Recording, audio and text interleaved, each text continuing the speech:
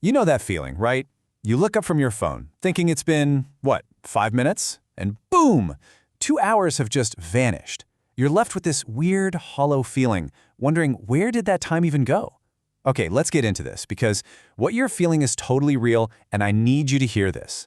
It is not your fault. Seriously, let that sink in for a second. That moment when you put your phone down, you stare at the ceiling for a bit, and then your hand just kind of automatically picks it back up. Yeah, that's not a lack of willpower. That's your brain running a program that it was never, ever designed for. And this is the absolute heart of the issue. You got to understand, every app, every infinite scroll, every single video that autoplays, it's all been engineered by some of the smartest people on the planet to do just one thing: capture and hold on to your attention. Your attention is literally the product being sold. So let's pull back the curtain and see how this machine actually works.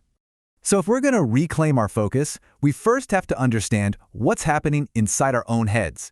It's time to get into the science of the scroll, and it all starts with this tiny little chemical in your brain.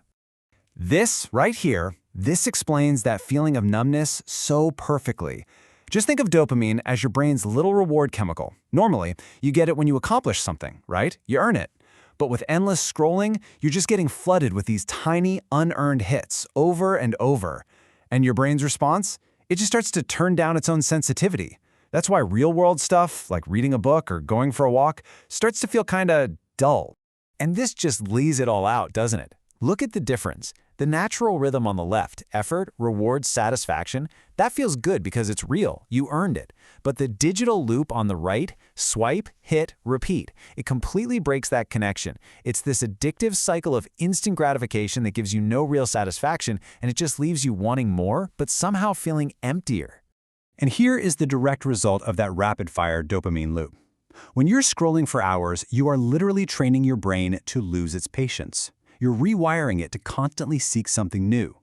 So of course, when you try to do something that takes real focus, reading a book, having a deep conversation, your brain just rebels. It gets antsy, it gets bored, it's just itching for that next quick hit. 8 seconds. That's it. We're officially less focused than a goldfish. Now, this isn't just some funny statistic to throw around, it's a real, measurable decline that lines up almost perfectly with the rise of short-form content. The thing is, your focus isn't broken forever, it's just deeply bruised. And the good news? It can totally be healed.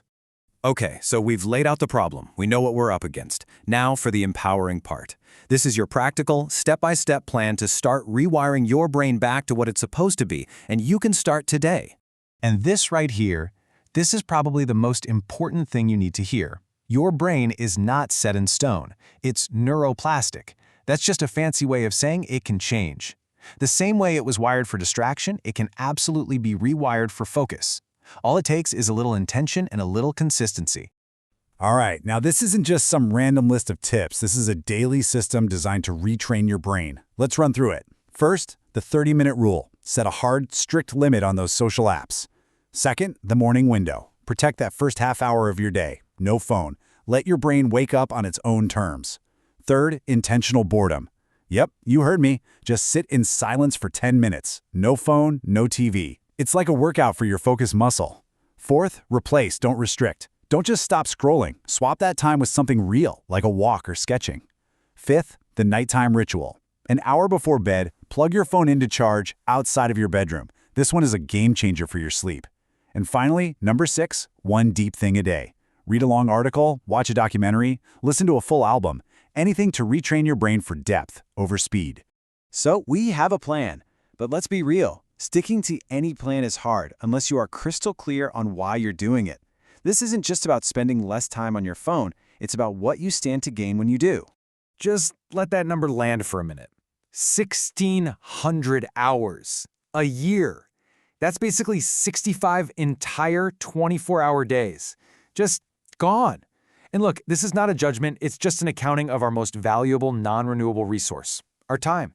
I mean, really think about it. What could you do with that time? Could you learn a language, an instrument, build a skill that could completely change your career? What version of you could you build with that time back in your pocket? Because the scroll doesn't just steal your attention in the moment, it steals the future you could be creating. And I really want to leave you with this thought. You are not your screen time. You are not your scroll history, and you are definitely not the person the algorithm thinks you are. You are the person who gets to choose, who gets to build new habits. You are the person with this remarkable brain that can learn and create and connect in the real world. You know, at the end of the day, it all boils down to this. The world is going to keep making that feed more and more addictive, but you can choose to get smarter. Every single time you put the phone down, you're casting a vote for a calmer, deeper, more focused life. Your mind is absolutely worth fighting for, and that is a fight you can win.